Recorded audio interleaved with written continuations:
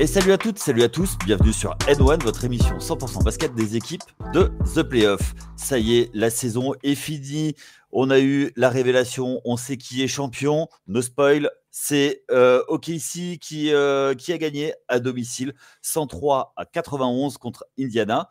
Et pour parler de tout ça, j'ai mon go-to guy, mon franchise player de N1, c'est Chris. Salut Chris, comment ça va ?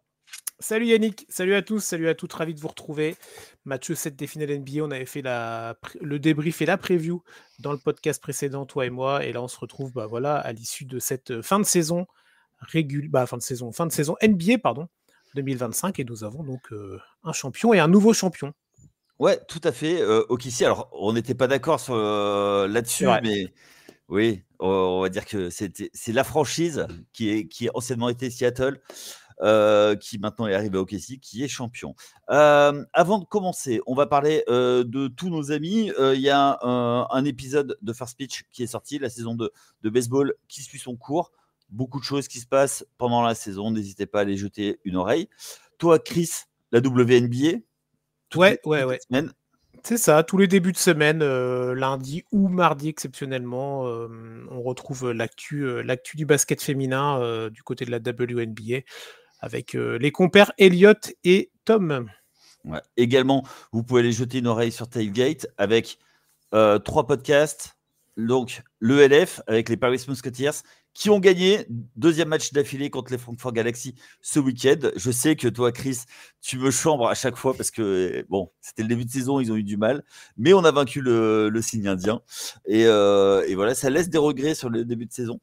Et également la D1 qui va bientôt s'arrêter. Il y a la finale ce week-end. Donc, si vous êtes du côté de l'Est, enfin des Alpes, tout ça, c'est vers là-bas, je crois. Je suis pas trop la D1 élite. Et puis un podcast NFL toutes les semaines. Allez écouter. J'y dis 2-3 bêtises. Donc, n'hésitez pas à venir nous écouter. Chris, on va parler tout de suite de la NBA. OKC champion, est-ce que c'est un beau champion ? Ah oui, c'est un beau champion quand tu es la meilleure équipe de la saison régulière, même si la saison régulière nous paraît tellement loin quand tu es dans les finales, tu vois, mais il y a une saison régulière.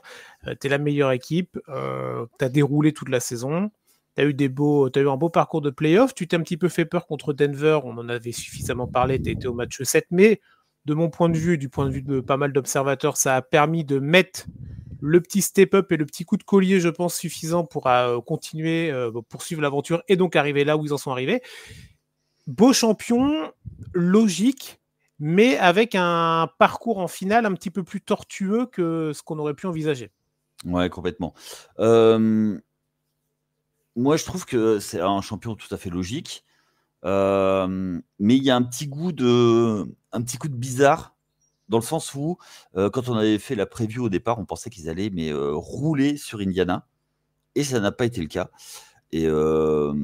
Et moi, si tu veux, là-dessus, il y a eu plein de choses sur cette série qui me disent, oui, ils étaient plus forts, mais heureusement qu'ils étaient plus forts, parce que s'ils avaient été 50-50, je ne suis pas sûr que cette équipe aurait été pas là.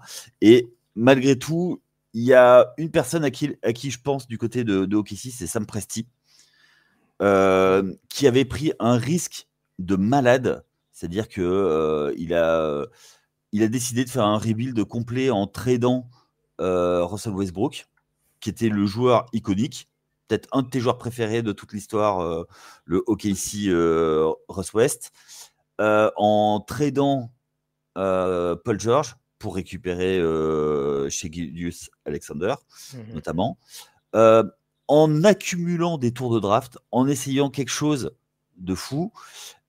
Et puis, au final, ça a payé avec un trade qui est passé sous silence, qui a fait beaucoup de bien du côté de OKC. C'était l'arrivée de Chris Paul, parce qu'on s'en souvient pas, mais Chris Paul a mis un vrai coup dans le projet OKC, c'est-à-dire qu'il est venu en tant que mentor. Et je pense qu'il ne faut pas l'oublier là-dessus. Et derrière, coach Denio a su créer une équipe, une dynamique qui est passée d'abord par un play-in, ensuite l'année dernière une désillusion, et là cette année qui mène au titre. Je trouve que le parcours en quelques années de OKC a été fabuleux. Ouais, clairement, et on sait que la NBA, c'est souvent un côté copier-coller des projets qui ont fonctionné et des champions, tu vois. Et là encore, je pense que pour pas mal de franchises dans les années à venir, il va y avoir ce truc-là de OK, donc le Thunder, par la reconstruction, par les pics de draft, par l'accumulation des pics de draft et par un management intelligent, c'est peut-être ça plus compliqué à avoir. Mm, Tu arrives là où tu en es, tu avais une fenêtre de tir. On sait que les fenêtres de tir au NBA, on le dit et on le répète, sont souvent courtes. Là, le Thunder, on a profité, encore une fois, dans un parcours un petit peu plus tortueux en finale, mais qu'importe, finalement, ce qui restera, c'est la bannière au-dessus du Paycom Center. Et bravo à eux. Et donc, ce sera certainement un exemple de tentative de reconstruction pour d'autres franchises. On aura le temps d'en parler. Mais bravo à Saint-Presti, bravo à Marc Daigneault, que moi j'ai critiqué, mais en tout cas, il faut aussi féliciter quand la réussite est là. Et bravo à lui. Et bravo aussi à toute l'organisation Thunder en général, aux propriétaires aussi de la franchise. mm. Parce que les décisions ne sont pas prises toutes seules. Et il y a un proprio, donc il faut les féliciter. Honneur aux champions, bravo à cette équipe du Thunder. Et pour autant, il faut aussi apporter de très beaux louanges à l'adversaire vaincu, les Pacers d'Indiana, que personne ne voyait aussi loin quand même. Hein. Ouais, totalement, totalement. Justement, on va revenir vite fait sur le match, parce que après, on va reparler de toute la série plus largement. Toi, est-ce que tu as été déçu de ce match avec un fait de jeu tout de suite dans le premier quart-temps? C'est Tyrese Haliburton qui se fait une rupture du tendon d'Achille, visiblement. Ouais, alors pardon, je pensais que tu continuais ta phrase. Alors déçu, oui et non, je sais pas si c'est le bon terme, mais en fait, évidemment, il y avait je me suis mis devant et tout, donc ce matin, et j'étais motivé et tout.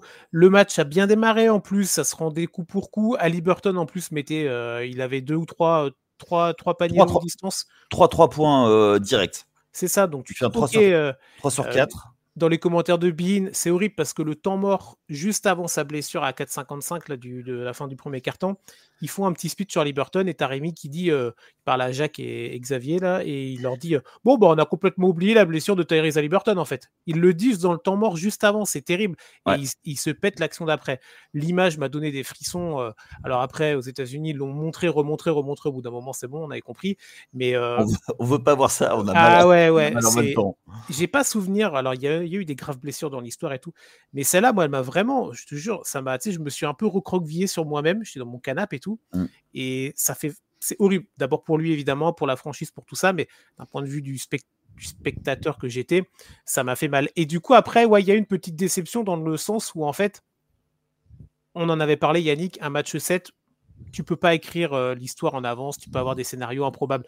Mais le pire des scénarios qui peut arriver, c'est celui qui est arrivé. C'est-à-dire la blessure d'un joueur majeur, que ce soit Liberton, ou ça aurait été Siakam, ou SGA, ou n'importe qui. Hein, tu vois. Là, c'est tombé sur Liberton. Bon, après, voilà, il était blessé depuis un moment et ça a pété, malheureusement. Ils ont pris un pari et il s'est avéré perdant, mais on peut pas leur en vouloir. Ils n'allaient pas le laisser sur le banc quand tu es au final NBA. Et du coup, ouais, ça m'a mis un petit côté, un mauvais goût dans la bouche de... en fait, tu voyais un peu la tournure du match arriver, tu vois. Les Pacers ont continué à tenir et après, ils ont explosé au troisième quart-temps. Oui, tout à fait. Ouais, totalement. Je pense qu'effectivement, la blessure, c'est de la compensation. Et puis au bout d'un moment, c'est ça. Voilà quoi. Moi, si tu veux, ce match, j'ai regardé le résumé ce matin, je ne l'ai pas regardé en direct, pour des raisons que vous comprendrez tous, Indiana. Mais je trouve, enfin, ça met un coup d'arrêt dans le match. C'est-à-dire que ça part sur des bonnes bases. Et derrière, déjà, on n'aime pas voir ce genre d'image. Et du coup, ça a cassé le rythme. Et derrière, OKC a fait ce qu'il devait faire, c'est-à-dire gagner. C'est le mieux à faire quand il y a quelqu'un qui se blesse pour lui rendre hommage, parce que voilà, t'es pas là, mais nous on joue quand même, on n'arrête pas de jouer. Ouais. Donc voilà. Après, il y a d'autres choses qu'on pourra parler sur le match. Du côté d'Indiana, ils sont tombés les armes à la main. Un petit peu déçus toujours par certains joueurs. Moi, je pense que, tu vois, enfin, quand on parlera de la série, mais le joueur qui... c'est toujours le même, on va croire qu'on s'acharne dessus, mais c'est parce qu'on l'aime beaucoup, mais c'est Miles Turner, quoi. On en avait parlé longuement dans l'épisode précédent. On était tous les deux ensemble, donc c'était tout frais, c'était il y a 2-3 jours. Et on avait dit que ça pouvait être un match pour lui. Tu l'avais dit et j'avais confirmé en allant dans ton sens que oui, pour l'instant, on n'avait pas eu de Turner game et que globalement, dans la série, c'était insuffisant. Et il devait partir du combat et du fight et du fighting spirit pour aller, pourquoi pas, aller ensuite glaner des points, machin. Là, encore une fois, il a eu des tentatives pourtant, tu vois, mais très peu. Tu vois, il fait encore un match, il fait quoi 1 sur 3 à 3 points, 2 sur 4 au tir, c'est largement insuffisant. Il termine à 6 points, 4 rebonds, une passe, aucun contre. Ouais. Il est pas dedans. Il est pas dedans. Alors, je sais pas si on en parlera là, je suis pas sûr, mais quand on entend que Indiana veut rentrer pour la première fois de leur histoire dans la luxury tax pour garder Turner, bon, avec la situation autour d'Haliburton qui a changé, que cette blessure-là, il va pas revenir tout de suite, je réfléchirai 2 minutes et je m'asserai autour d'une table avant de faire signer le contrat à Turner. Mais ça, c'est autre chose. Ouais, on en reparlera après. On en reparlera, c'est ça. Mais ouais, globalement, Turner a pas fait son match encore une fois. Aaron Nesmith n'a pas fait son match non plus. 3 points, 6 rebonds. Alors, est-ce qu'il n'y a pas non plus un côté crispation quand tu arrives dans ce match-là? Parce que évidemment, tu t'as l'adrénaline, tu as tout ce que tu veux, mais tu as la crispation de te dire c'est des choses qui ne leur arriveront certainement peut-être plus jamais en fait de rejouer un match 7, pourquoi même pas de rejouer des finales NBA, on n'en sait rien en fait. Ça va tellement vite la NBA. Donc plutôt décevant. Et en fait, à côté de ça, moi, au-delà des individualités, c'est les pertes de balles. Les pertes de balles d'Indiana, c'est encore une fois, en fait, tu as l'impression que dès qu'il y avait plus de 18-20 pertes de balles, en fait, le scénario était toujours le même et que en fait, ça allait contre eux, Indiana, et qu'ils allaient perdre. Et là, ils font encore 21 pertes de balles, c'est catastrophique. Ils en font 10, je crois, ou quelque chose comme ça dans le troisième quart-temps, ou 8, j'ai plus le chiffre, mais ils en font beaucoup trop. Et contre cette équipe du Thunder, tu peux pas. Et en fait, j'ai eu l'impression qu'à chaque match où il y avait trop de pertes de balles, et le résultat était toujours le même et il était en défaveur des Pacers. Après, les pertes de balles, ça vient aussi de leur style de jeu. Où il y a beaucoup oui, mais tu as quand même eu des pertes de balles très idiotes. Il y a eu des passes de TJ McConnell. Bon, là, après, on va pas lui tomber dessus parce qu'il a... il a la tête de l'emploi. Et non, c'est le problème des meneurs de l'Indiana. Il y a une passe juste après, il y a quelques minutes, où il est rentré dans le deuxième quart, après la blessure dans le fin du premier quart plutôt, ou c'est au début du deuxième quand McConnell revient, bon qu'importe, première mi-temps en tout cas, et il remonte la balle et il te fait une passe de l'autre côté du terrain qui est interceptée par Caruso, qui a tout de suite bien eu la lecture de jeu. Après Caruso qui a une bonne lecture de jeu, c'est pas nouveau, mais tu as des pertes de balles, oui, parce que tu joues vite et machin, et tu as des pertes de balles parce que tu gères mal le ballon ou tu gères mal ta possession offensive. Et non, j'ai trouvé qu'il y avait trop de pertes de balles et j'arrêtais pas de... J'étais dans mon canapé, je dis mais putain, c'est pas possible. Quand est-ce qu'ils vont avoir ils vont se faire la leçon d'arrêter de perdre 20 ballons par match, tu vois. C'est malheureux, surtout quand tu es dans un match 7. Tu vois. Et ce qui est fou, c'est que en fait, ça, c'est l'équipe la plus jeune qui a joué plus comme des vétérans en prenant soin de la balle et tout ça, quoi. Tu vois Non, mais et je termine sur les pertes de balles, après on n'en parle plus, mais donc 23 pertes de balles et 7 en face. C'est ça. Et 32 points concédés sur les pertes de balles, c'est énorme. Dans un match qui finalement se joue pas à grand chose parce que toi là tu as 12 points d'écart à la fin, mais qu'importe, pendant la première partie du match, le score est serré, ils prennent un éclat au troisième, ils reviennent un peu quand dans le quatrième ils font un petit run, mais tu prends 32 points en match 7 sur des points de contre-attaque, c'est mort. Ouais, complètement. On va parler quand même du champion. Bien sûr. Qu'est-ce que tu vas retenir sur ce match du côté d'OKC? Je retiens qu'on a un Shai Gilgeous-Alexander qui a pris ses responsabilités, alors pas nécessairement que sur ce match-là, il avait eu un match sans le match précédent où il avait fait 8 pertes de balles, ce qui était énorme, mais là il termine à 29 points, 12 passes, c'est son record je crois en carrière, je suis peut-être pas encore, en play-off, ouais. Play-off, ouais. Et des joueurs autour qui sont plutôt en fait un collectif. Tu vois, on a souvent loué le côté Indiana avec plein de joueurs qui sont à 10, 12, 15 points. Là en fait tu vois, tu as Shai Gilgeous à 29, tu as Williams à 20, tu as Holmgren qui fait un bon match. On l'avait un petit peu critiqué il nous écoute, alors forcément. Voilà, donc là il termine à 18 points, 8 rebonds, 5 contres. Les 5 contres sont vraiment importants. dans la ligne de stats. Tu as Caruso qui fait 10, tu as Wallace qui met 10 points. Wallace, lui, c'est que quand il joue à domicile qu'il est bon. Donc j'ai trouvé que l'effectif général du Thunder, en fait, c'était dans ce match-là où il a le plus brillé, c'est-à-dire, t'as pas eu une énorme perf de Shai à 38 ou 40 points, tu vois, il a fait un gros chiffre, 29, mais tu as quand même d'autres joueurs autour qui ont bien tourné. Et voilà, je trouve que globalement, bah voilà, la meilleure équipe sur la saison régulière et dans ses playoffs et dans ses finales, a montré ce qu'elle devait montrer dans un match 7. En fait, on les félicite, mais c'est normal, en fait, tu vois, c'est ce que j'aime souvent dire. C'est un train qui arrive à l'heure. Bah voilà, tu joues 10 fois le match, 9 fois sur 10, normalement, il est pour OKC. Donc là, ça fait partie des 9 fois. C'est si ça avait été la seule fois où ça avait été Indiana que là, on aurait eu un discours différent. Donc bravo à Oklahoma, mais c'est cohérent et c'est normal vu la logique de la saison NBA 2024-2025, tu vois. Ouais. Puis OKC qui n'avait perdu que 2 matchs à domicile durant tous les playoffs. Et ils avaient perdu qu'une seule fois contre une équipe de l'Est en saison régulière et ils en ont perdu 3 en 2 semaines quand même. Ouais, totalement. Oui, bah, après le match, vu qu'il y a eu la blessure d'Haliburton, ça a un peu tout changé. C'est ça. Indiana, encore une fois, c'est très très bien battu avec des joueurs qui ont fait le taf. Hein, tu vois, on parlait de Siakam, Dame Bard, encore une fois, toujours là. C'est un joueur qui est ultra sous-coté. C'est un joueur. Il va pas te révolutionner une équipe, mais tu l'as sur le terrain, tu es content de l'avoir. Il défend. Il t'apporte ses 12 points au minimum et dans les bons soirs, il t'en amène plus. Et puis, le banc, qui encore une fois, TJ McConnell qui fait une finale énormissime. Alors, tu vois, c'est une tête à claque. C'est le gars où, tu vois, c'est le leader par excellence. Le gars tête à claque, mais quand tu l'as dans ton équipe, tu l'adores. Donc, c'est top. Et Mathurin qui fait encore un gros match en tout cas en impact offensif, tu vois. Bon, les rebonds aussi, il fait un double, même il fait un gros double-double. Il est à 24-13 en finale NBA quand même, match 7. Hein. Ouais, tout à fait.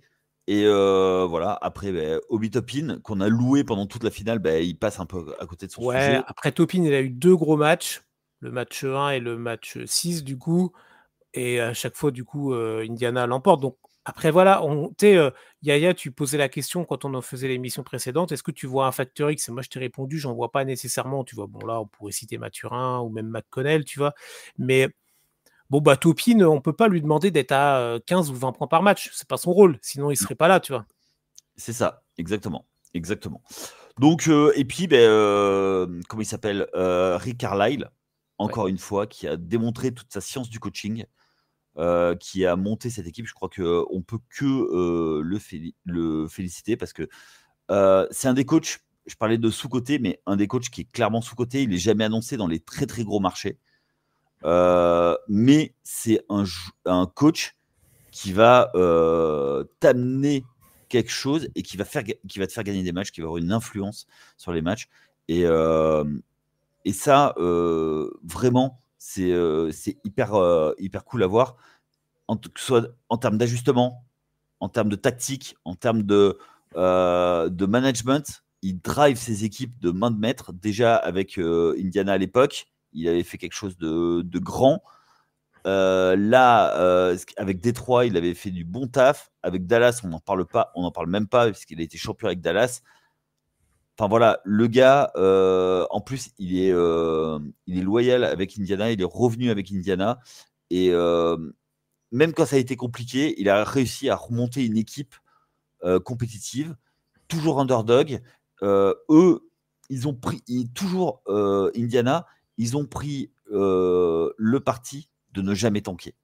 Et ils sont toujours là. Ça fait depuis les années 90. Alors, ils ont eu des périodes sans playoff, mais ils ont toujours réussi à se débrouiller en étant un petit marché, à avoir des équipes compétitives. Alors, ça va pas au bout, mais tu vois, ils arrivent toujours à faire quelque chose et à pas être, tu vois, genre des équipes qui font 10 victoires, quoi. Oui, voilà. Non, après, ils ont eu des belles périodes. On se rappelle des affrontements contre LeBron, Paul George, Len Stephenson, ce genre de choses. Là, ils ont attendu 25 ans avant de retourner en finale. Ils échouent dans un game set, donc c'est vraiment, ça doit être terrible pour eux. Dans un contexte voilà, qui était particulier avec la blessure de leur co-meilleur joueur, on va dire ça comme ça. Donc on espère pour les Pacers qu'ils vont pas attendre à nouveau 25 ans pour retourner sur la plus grande scène NBA. Mais en tout cas, ouais, comme tu dis, c'est un petit marché qui n'attire pas des grands noms. On avait été surpris quand même quand Siakam était arrivé, parce que alors Siakam, c'est pas une superstar, tu vois, mais Ouais. ça reste quand même un très gros calibre de joueur qui avait été champion il n'y a pas si longtemps que ça avec Toronto. Il 2019, avait ouais. signé une... 2019. C'est ça. Il avait signé avec cette équipe d'Indiana, c'était une trade deadline là, ou c'était en janvier, quelque chose comme ça. C'était l'année dernière, ouais. Ouais, de l'année C'est à ce dernière. moment-là. Et on s'était posé des questions sur le fait qu'il reste ou pas dans ce projet-là. Il est resté et bah voilà, ça s'est joué à pas grand-chose, tu vois. Ils ont été en finale NBA dans un match 7 et ils ont vraiment été emmerdés, excusez-moi l'expression, la meilleure équipe de la saison régulière. Donc le pari, là, malheureusement pour eux, n'a pas été gagnant, mais il était quand même pas loin d'y être. Donc il y a des beaux espoirs pour cette équipe d'Indiana. Après, voilà, on sait que la NBA, ça va tellement vite que j'espère pour eux qu'ils n'ont pas raté le coche, mais je serais tellement pas surpris que voilà, d'autres équipes repassent devant parce que bah, là, les saisons NBA ont tellement d'aléas et d'histoires différentes que bon, bah, cette année, c'était eux et on les reverra peut-être plus pendant 3, 4, 5 ans ou alors on va les revoir, j'en sais rien. Mais en tout cas, il faut leur tirer le chapeau et les louanges pour cette très belle saison et surtout ces très beaux playoffs où, comme tu l'as dit, ils étaient underdog dès le premier tour. Ouais, tout à fait. Après, On soit d'accord ou non, mais d'un point de vue stats et d'un point de vue bookmaker, tout ce que vous voulez, machin, ils étaient jamais favoris, tu vois. pourtant, ils avaient l'avantage du terrain face à Milwaukee. Ouais, mais il y avait, oui, mais c'est vrai que après voilà, on peut se tromper dans notre vision des choses et dans notre perspective, et on s'est trompé parce que du coup, personne ne les voyait aller en finale NBA, surtout pas après d'aller jusqu'à un match 7. Mais voilà, c'est une très belle équipe, une belle franchise, un beau maillot. Et avec, comme tu dis, un bon. Oui, Alors, bon, je sais que toi, t'aimes pas, mais non, on quand va, même. on va pas Non, mais pousser, on va pas pousser. Hein. Non, mais Indianapolis, c'est une vraie terre de basket. On Ouais. le sait, on le dit, on le répète souvent dans L'Indiana, cette émission. l'Indiana, ouais, il y a beaucoup de facs. Sûr. C'est un coin où le basket est roi. Bah, c'est d'où vient la Rebirth. Hein. Ah oui, il y a des vraies légendes qui sont passées par là. Donc voilà, c'est le jeu, c'est le sport. Il faut toujours un gagnant, il faut toujours un perdant. Mais là, c'est tombé du mauvais côté de la pièce pour Indiana. Mais en tout cas, le projet est beau et propre. Mais il faudra quand même, pendant cette intersaison, se poser la question déjà de voir quel est le type de blessure pour Tyrese Haliburton et surtout sa durée d'indisponibilité. Parce que pour le projet Indiana pour la saison 25-26, ça va pas être la même si tu as Tyrese Haliburton qui est absent pendant les 6 ou les 8 premiers mois. Tu vois. Ouais, voir s'il fait saison blanche. Oui, voilà, moi je te dis ça dans un bon contexte. Hein. Après, là, ils ont l'été. Tu vois, comme il s'est pété là, tu as juillet, août, septembre. Donc, tu as déjà 3 mois où tu n'as pas de basket d'un point de vue. Ouais, mais c'est le tendon d'Achille. Donc, je sais bien. Tu sais que c'est long. Et si tu te le fais maintenant, bah, tu sais qu'il ne revient pas avant mars. Ouais, j'allais te dire après le All-Star. Tu vois. Ouais, donc ça peut être. Bon, après, il faut voir aussi. La médecine a fait des progrès, mais. Voilà, on a eu des retours plus rapides que d'autres. Mais bon, en tout cas, ça, c'est de la science-fiction. Mais... D'ailleurs, il y a eu quand même beaucoup de ruptures du tendon d'Achille cette année. Damian Lillard, Jason Tatum. Il y en a eu un autre dans la saison, je ne sais plus qui. Moi, après, je n'irai pas faire de. Mais tu vois, il y a des trucs qui sont un peu bizarres quand même, tu vois. Oui, mais je sais, et toi, j'étais pas nécessairement d'accord avec toi, Yannick. On dévie un tout petit peu, mais quand il y a eu les histoires de thrombose avec Victor Wembanyama et d'autres joueurs, tu me dis si je me trompe, mais dans des podcasts, je t'avais entendu aussi. Ah, tiens, il y a beaucoup de trompes.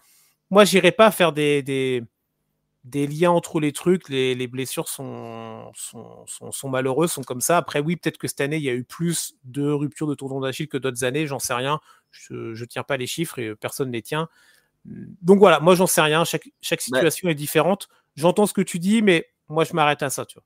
Ouais, mais en fait, ce que je veux dire par là, c'est peut-être que les corps sont beaucoup plus fatigués, beaucoup plus sollicités. Ah oui. Des méthodes de travail off-season un peu différentes et qui font que on va plutôt... tu vois, genre, il y a peut-être tellement de peur de rupture des croisés qu'il y a du travail athlétique et donc, quand, du coup, se met sur le tendon d'Achille et du coup, c'est là où ça pète. C'est plus dans ce sens. Là, la thrombose, oui, il y en a eu 3, il n'y en avait pas avant. C'est encore autre chose. Mais bon, après, oui, peut-être que sur les préparations, il y a des choses à voir, à dire.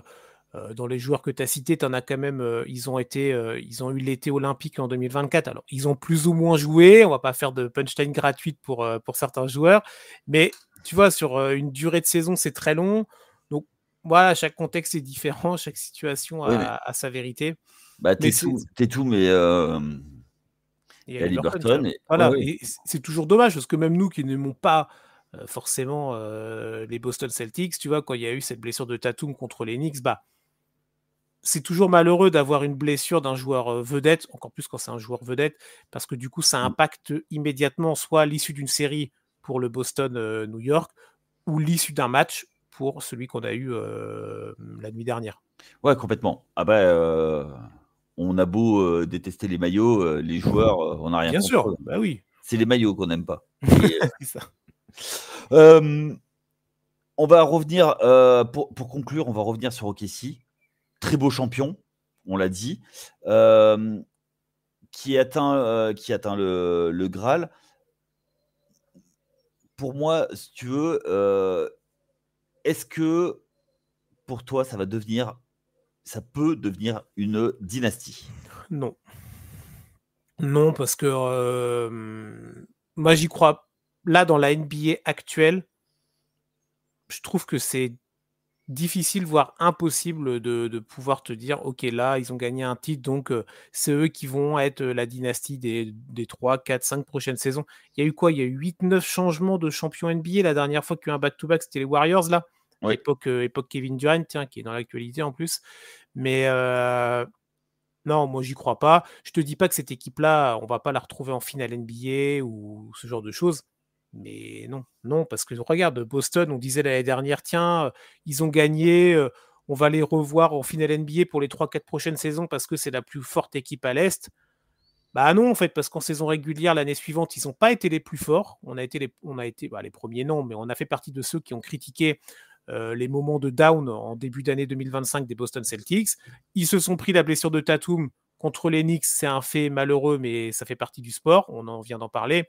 Donc on sait pas comment sera fait l'avenir, mais en tout cas, pour moi, des dynasties aujourd'hui dans la période NBA qu'on vit, pour moi, c'est quasi impossible. Tu vois. Alors que moi, moi c'est l'inverse. Moi, je pense que ils ont tout pour installer une dynastie sur plusieurs années. Alors attention, quand il faudra signer des gros contrats aux joueurs, il faudra faire des choix. Rappelle-toi qu'OKC, ça a aussi été des choix à une autre époque et ça n'aura pas été, ça s'est pas avéré gagnant. Oui, non, mais je suis assez d'accord avec toi. Surtout que c'est un petit marché, donc tu pourras tirer des free agents, c'est compliqué. Mais à côté de ça, tu vois, moi je pense que la vraie bascule, c'est qu'ils peuvent gagner à la signature du gros contrat de Chet Holmgren. C'est ça qui va décider. Ah non, mais qui c'est le matos? Je suis totalement d'accord avec toi. Et puis ils sont moi, jeunes. Oui, mais moi, c'est ce qui me fait répondre non, c'est l'environnement général NBA qui est trop incertain et trop instable. L'équipe du Thunder, ouais, elle a des bases énormes pour l'année prochaine, mais tout le reste autour. C'est ça qui fait que. Et je trouve que tout le reste autour prend plus d'impact qu'avoir une base solide d'équipe. Ok. Je pense, tu vois, où ils ont été malins, c'est qu'ils ont réussi à être à contre-courant de la ligue. Mm-hmm. Ils ont pris, tu vois, tout le monde était small ball. Ok, bah, très bien, bah, nous, on va jouer avec deux grands.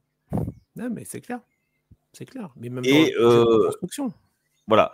Et donc, du coup, et puis, ils ont eu du bol en prenant Holmgren quand ils étaient dans les moyens. Oui. Ils se blessent, ils jouent pas, tu as encore des tours de draft. Et puis, ils ont des tours de draft, quoi. Ça veut dire que s'ils doivent faire de la place, ils peuvent dégager un joueur avec des tours de draft, en récupérer un autre. Ils ont de la flexibilité. ils ont tout en fait, ils ont toutes les cartes en main. C'est ça que je veux dire.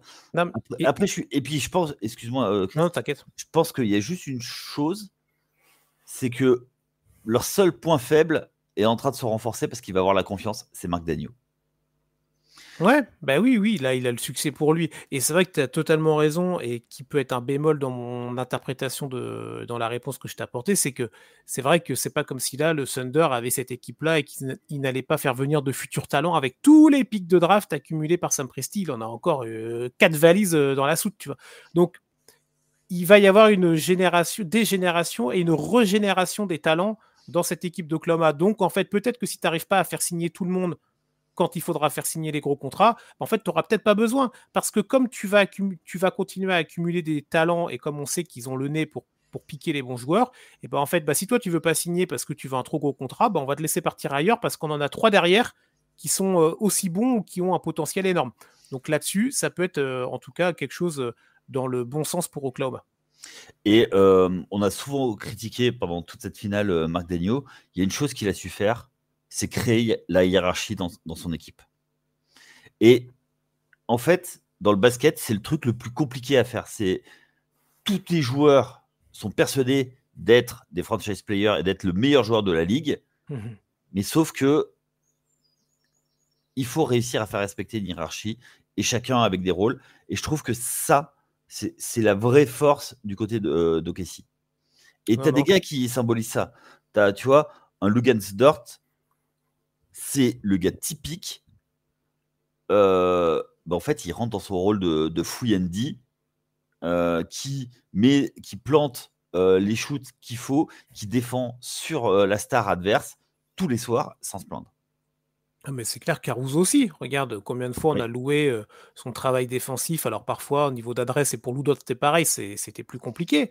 Mais regarde, je veux dire, Caruso, dans ses playoffs NBA, il a autant défendu sur Niko Jokic. Alors c'était presque caricatural, mais en tout cas, il y a eu plusieurs moments sur Jokic. Et là, tu l'as vu défendre sur Haliburton, sur Siakam, sur qui tu veux. Donc ces mecs-là, c'est des mecs de devoir. Il t'en faut dans des équipes championnes. Et le Thunder a une profondeur de joueurs et de joueurs de devoir assez incroyable. Tiens, d'ailleurs, Caruso, est-ce que tu as vu sa déclaration de Caruso qui, je pense, qui était un petit peu pour toi? Ah non, pas du tout, je t'avoue, j'ai pas suivi les sorties de conférences, de trucs là. Il a dit, voilà, maintenant j'ai un vrai titre NBA. Voilà. Ah, très bien, merci pour le titre de 2020 avec les Lakers, ça fait plaisir. Voilà, on sait que tu es fan des Lakers, donc oui, forcément. Oui, mais bon. Donc je vais aller revoir la déclat, tiens, pour. Ouais, c'est étonnant de sortir ça. Non, il a dit il a dit avec ironie, c'est en gros, c'est pour dire ouais, vous pensiez que le titre de 2020 n'était pas un vrai titre, ce qui est pas entièrement faux puisqu'il y a le numéro 2 de l'histoire de la NBA qui est gagné. Mais... En tout cas, ça fait une bannière au plafond, mais oui, le débat de la saison un peu particulière, oui, bon, c'est comme ça ça fait partie des débats dans l'histoire, et voilà, tu vois. Quand tu es fan des Lakers, évidemment, c'est un titre comme les autres, et quand tu es fan des 29 autres franchises, c'est un titre en boîte. Exactement. Non, mais c'était juste pour toi, pour cette petite... Mais merci, mais je n'avais pas vu la déclat d'Alex Caruso, moi qui avais prévu d'acheter son maillot, je vais cliquer sur annuler la commande, tu vois. Mais non, tu peux l'acheter. Ah, ce sera peut-être plus un Dort, hein, tu vois. Si toi, je prendrais pas parce qu'il n'y a pas le côté ah tiens, l'équipe est championne, donc on va devenir fan de cette équipe-là. Moi, j'ai toujours dit, j'étais fan du Thunder, mais de l'ancienne époque. J'aime bien cette équipe-là, mais je suis pas fan. Mais c'est vrai que si tu vois, tu avais pour moi un maillot à prendre, tu vois, genre tous les ans, tu prends un maillot d'un mec qui t'a marqué. Bah, tu vois, je prendrais Dort. Et de l'autre côté, je prendrais quand même Nembhard, hein, parce qu'il m'a vraiment. Moi, je l'avais dit dans le podcast précédent, je l'avais pas trop repéré, je dois avouer, hein, faut pas se cacher. Vraiment impressionnant comme joueur défensivement, mais c'est vraiment un morpion, tu vois. Qu'est-ce que c'est relou. Il a quand même vraiment emmerdé chez Gilgeous Alexander, qui on n'a pas dit, fini MVP de saison régulière, MVP des finales, champion NBA et meilleur marqueur de la saison régulière. C'est pas arrivé depuis Shaquille O'Neal, tu vois. Ouais, puis Shaquille O'Neal en 2000, ouais. Ouais, donc voilà, on le dit au bout de 34 minutes, mais respect à Shea, mais respect à aussi Nembhard qui s'est coltiné pendant 7 matchs, tu vois. Alors, oui et non, parce qu'il se le coltine depuis l'âge de 9 ans. Ouais, oui, ils se connaissent, oui, ils étaient sont canadiens déjà. Donc, ouais, ils sont canadiens, ils étaient l'un contre l'autre depuis tout petit, c'est la belle histoire. Tu l'as abordé avec SGA. on peut pas ne pas passer à côté. MVP des finales. Qu'est-ce qu'on peut dire qui n'a pas été dit sur SGA? Parce que est-ce qu'il est en train de banaliser l'exceptionnel? Non. Non. Alors, je te réponds que non à toutes tes questions. Non, il fait une saison incroyable, comme on en a rarement vu dans l'histoire quand tu prends le palmarès et tout ce qu'on vient de dire, là, les 4 honneurs qu'il a eu, entre guillemets, tu vois, il y a 3 titres et un truc plus honorifique de meilleur scoreur. Non, je voyais ce matin des messages passer légèrement putaclic, on va dire ça, de chez Gilgeous-Alexander est-il déjà le meilleur joueur de l'histoire de la franchise du Thunder? Alors, je suis peut-être pas objectif parce que voilà, j'ai préféré une autre époque du Thunder, mais non, en fait. Non, il fait de très belles choses. Il permet au Thunder, lui et d'autres, d'arriver au sommet et de toucher la gloire NBA.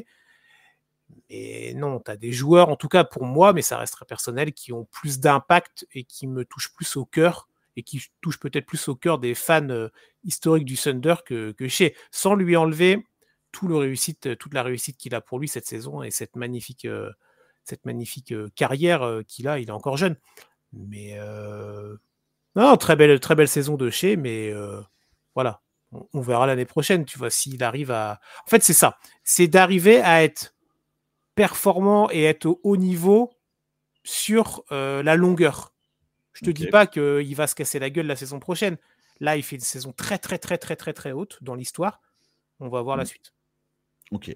Moi, à l'inverse, je trouve qu'on ne se rend pas compte de ce qu'il fait. C'est-à-dire qu'un mec qui score 30 points tous les soirs, quasiment tous les soirs, sur un poste de meneur, qui arrive à faire jouer les autres, qui rend les autres meilleurs, parce que je pense que tu l'enlèves de l'effectif, c'est plus du tout le même.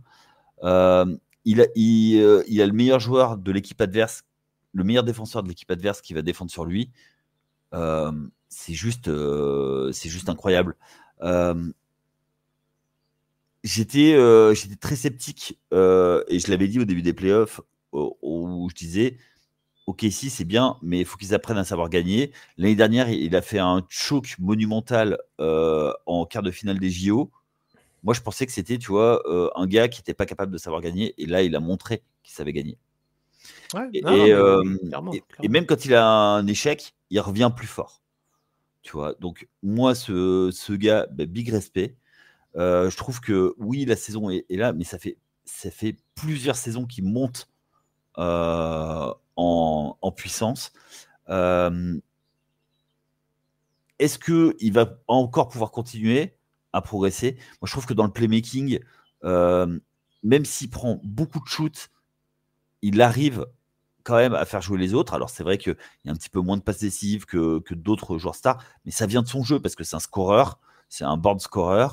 Je trouve que tout ce qu'il fait, c'est magnifique. Et il y a un truc à montrer à tous les joueurs de basket.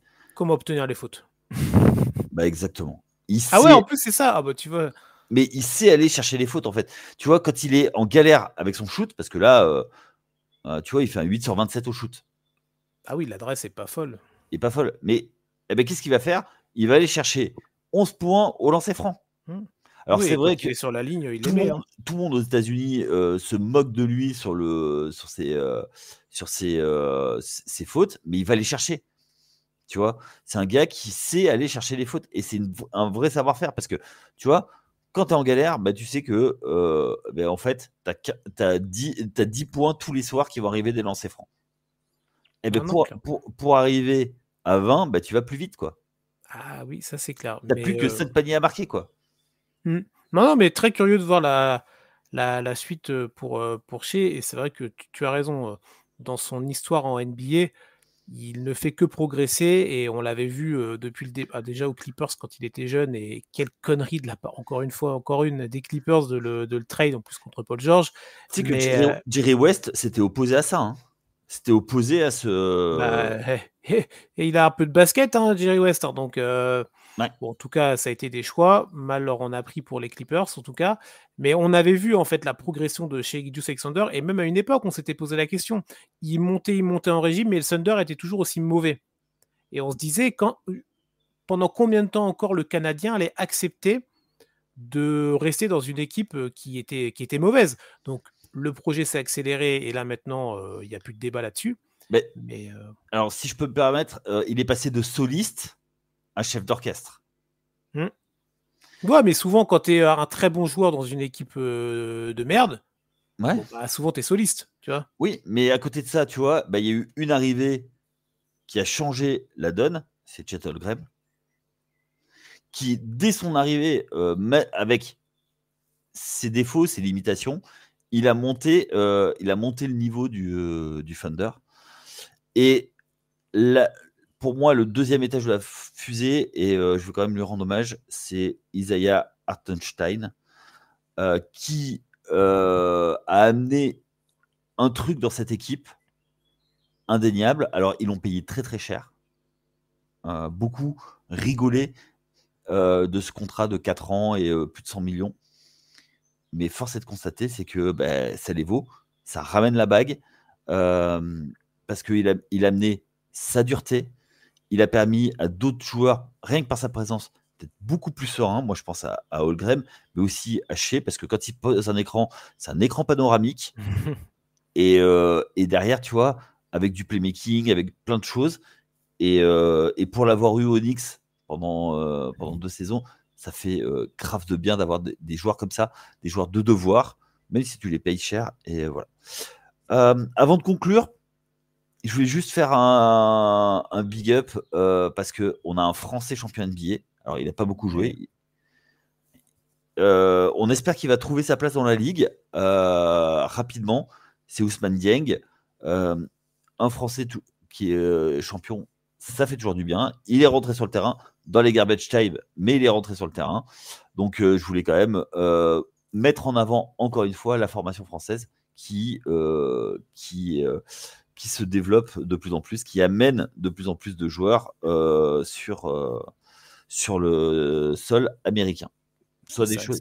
Non, tu as raison de le signaler. C'est un beau geste de la part de Marc Daigneault, même si c'était sur les 30 dernières secondes, de faire rentrer ces joueurs-là pour qu'ils participent à la fête aussi, en quelque sorte. Donc, non, tu as raison de le souligner. Et les talents français en NBA vont pas s'arrêter. Hein. Quand on voit la draft qui arrive, on peut avoir potentiellement 4 ou 5 Français au premier tour.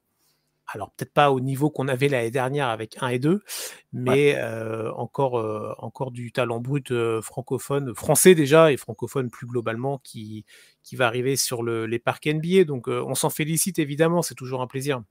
Ouais, tout à fait. La formation française qui est au plus haut niveau, qui est toujours le plus gros contingent en NBA. Ah ouais, il n'y a pas le Canada quand même? Ah non, il y en a plus. Je crois qu'il y a encore plus de Français. Ouais, ok. Je crois qu'il y a enfin, avec la G-League et tout, il y a une quinzaine de. Ah oui, d'accord. Bon, ok. Tu vois, sur la saison. Donc voilà. Eh ben, c'est ainsi qu'on va conclure. On vous invite à rester avec nous pendant l'été parce qu'on va parler de draft, on va parler de free agency, il va y avoir des émissions. Alors, on n'a pas encore choisi quels intervalles, comment on va faire, mais restez à l'écoute et ce sera avec grand plaisir qu'on vous accueillera avec nous. Donc Chris, merci pour cette saison, une de plus. Bah oui, c'est ça, on commence à les accumuler. Merci Yannick, évidemment, d'avoir géré tout ça de main de maître comme tu sais si bien le faire. Merci à tous ceux qui sont... Alors, on dit pas au revoir, hein, mais on remercie quand même tous ceux qui ont participé de près ou de loin à toute cette saison NBA, saison basket, ceux qui sont venus 1 fois, 2 fois, 10 fois, 15 fois sur les podcasts, les invités qu'on a eu aussi. Ça fait toujours plaisir. Vous qui nous écoutez, bien évidemment. Et comme tu l'as très bien dit, Yannick, ça ne s'arrête pas. On aura des épisodes pendant l'été. Il y a la WNBA, évidemment, si vous voulez continuer à suivre du basket. Et on est en train de caler ça, mais alors tu le savais pas Yannick, mais tu parlais de draft, il y aura très très certainement très vite un épisode aussi sur la draft à venir dans la semaine, là, vu que c'est dans la nuit de mercredi à jeudi, on est en train de préparer ça. Normalement, ça devrait être fait. On espère qu'on pourra tenir nos engagements, mais épisode ou pas, vous retrouverez du N1 tout l'été avec moi, avec Yannick, avec tous les acolytes pour des discussions un peu plus chill quand même. Et puis, on n'oublie pas qu'il y a des articles tous les jours. Bien sûr. Sur le site theplayoff.fr. Let's go, allez-y, donnez de la force. Max, que vous avez entendu pendant ces finales, qui écrit tous les jours. Elian, que vous entendez régulièrement avec nous, idem. Donc, let's go. Et on pense à tous ceux effectivement qui sont venus avec nous s'amuser avec nous. Merci de nous suivre et on se voit à très vite sur les antennes de The Playoff. Et donc, on vous souhaite une bonne journée si vous écoutez en journée, une bonne soirée si vous écoutez en soirée et à très vite. Ciao!